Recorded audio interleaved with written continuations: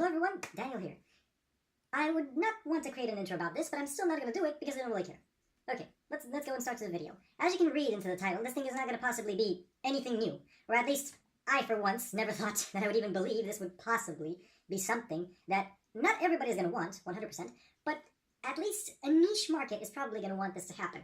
Last night at exactly 3 a.m., I was thinking, literally thinking, how would it be if we were to create, literally, if we were to create a GPU socket, since of course we have a CPU socket, I was like, why would we not be able, sorry, burbling words, why would we not be able to create a GPU socket? Because at the end of the day, we have overcome the limitations that we needed in order to create a CPU socket, which I think would probably be the way to connect it, which, yes, it has been done in many ways in the past and present, with both Intel and AMD sporting the pins on the actual CPU and the socket itself just sitting on the motherboard, waiting for the pins to be inserted, and vice versa, the pins on the motherboard with the actual processor itself.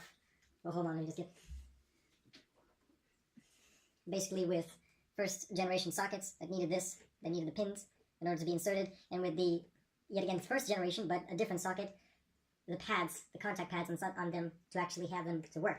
Now, we know that this can only be done at this very day, only with CPUs, due to the one limitation that they apparently need a socket in which these things can be slotted in. And yes, it is better for this to happen because you can have intercompatibility and all that stuff, just for the simplest of facts that you just have something that can read more stuff because of the chipset, and the Northbridge and the Southbridge, which have already been shipped to this little guy. Yes, in the newer models, not in this, because this thing is really old.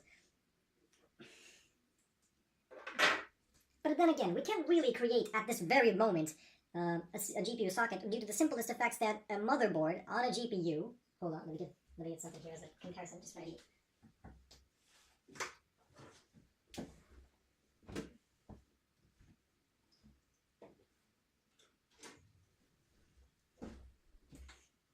Okay, so this is just for comparison. So today, we have the chipset BIOS and the stuff that it needs in order for it to run that is already on the motherboard. The motherboard can read these things, but only if this thing gives a specific signal that is given through the PCI Express lane, that is 16X Gen 1, Gen 2, Gen 3, that we don't know. But, now, there is one thing that I think we can overcome. On the back of it, there is literally no, like you know very well, there is like no pins or something, but on the front of it, we know that there is a GPU die underneath this heatsink. The GPU die is connected through a small set of contact pads.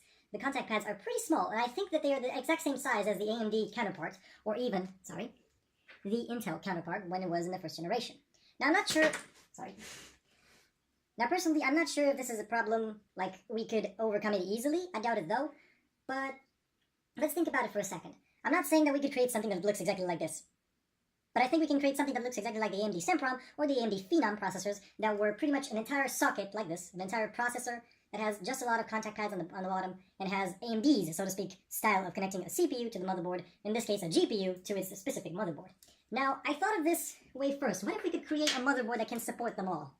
Well, the idea of that is even very far-fetched, because at this very moment we know that we have a lot of graphics cards and at the same time a lot of GPU families. We could create a graphics card that can command and work with every GPU family, but just within that family, because if we were to actually go into a different family, we would actually have to work with different BIOSes, different voltages, and all that jazz, and we would probably even fry the card. The idea is this. We can't, at the very moment, create a CPU socket due to the limitations that we have within families of graphics cards, and at the same time, the only thing that we kind of haven't actually figured out is how to actually create, electrically speaking, a graphics card that can hold specific families at this very moment, just specific families of graphics cards. We're talking about the lower end for now. We're not talking about the high end, because that has nothing to do with this, which would be one idea.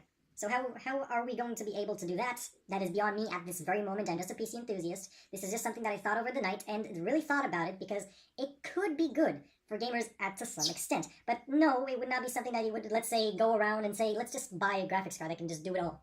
Yes, you could, but at the end of the day, it would still be limited to the exact family at which the so-called graphics card with a socket, with that specific socket, can work. How should I put this? You cannot, at this very moment, like, we don't really, I'm not sure, though, if we could, but it would actually be a good thing if we could do this. Because, yes, in a way, graphics card vendors are probably going to kill me when they see this. Because graphics card vendors want to have binned chips and have custom stuff in order to just make them run faster and stuff like that. But at the end of the day, there's some people that want the capability to just change the GPU die itself and keep the electronics, because they know that at the end of the day, you're still using the same electronics. But there is another limitation that puts us in a strain. How can we make a GPU actually work on every single platform? The only way for a GPU to work on every single platform in any given electronics situation is to have both the BIOS flashed. But the point is, if you have the BIOS flashed and it does not have a BIOS, it will not boot, which is kind of a problem.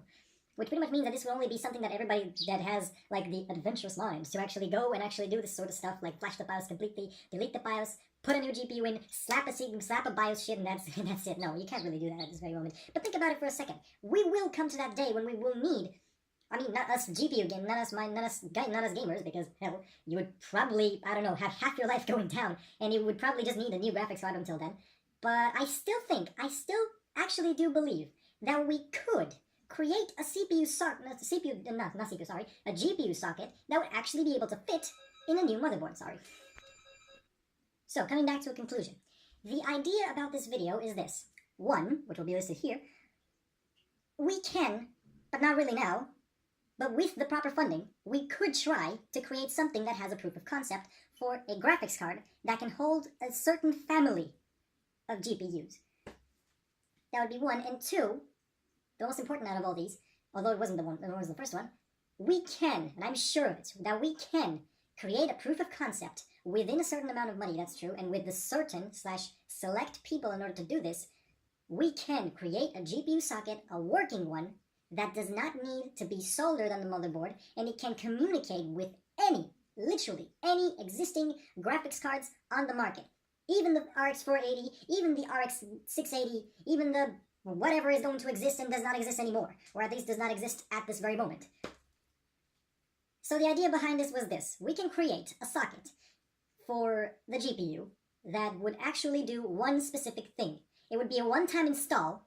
Okay, it would be just one-time install. You don't need to install it many more times. The socket would never burn due to the fact that it would not be the death wish factor of it. And it would work just the way it would work as a AMD socket. Because the only one that actually came to mind and was actually having more chances to work was the AMD sockets, due to the simplest of facts that I cannot see myself creating something that is going to sit on the motherboard with the LGA variant. The LGA variant needs already the connections to be done, and I don't want to have solder be put in this. And I think I can create the AMD style, because in this case, in this scenario, we could, in theory, create a socket that has connections directed to the motherboard pins. But you would have to just apply some sort of, I don't know, some sort of sticky system. This is going to take a while to take in. But I can assure you, whoever is watching this video, I can assure you that this installation is going to require only one-time use. It's going to be easier to be done by anyone with at least half a brain when it comes to technology. And it's going to be, I'm not going to say cheap, because that would be over the top. At this very moment, I don't know exactly how we're going to do this, but I know that as an idea, as a concept, I think that it's way within reason to say that we can create, at this very moment, with the present technology, we can create a GPU socket. How will it be called? That is to be left when we can create at least something that is proof of concept and something that can actually show us that there is a small chance, that we can create this. And as I said, this is just an idea, this is just a concept. I have nothing at this very moment to show you a proof of concept, basically an item that is working right now, because, as I said already, this is just an idea. And whether you want to fund this or whether you want this to not exist is completely up to you. My name is Daniel.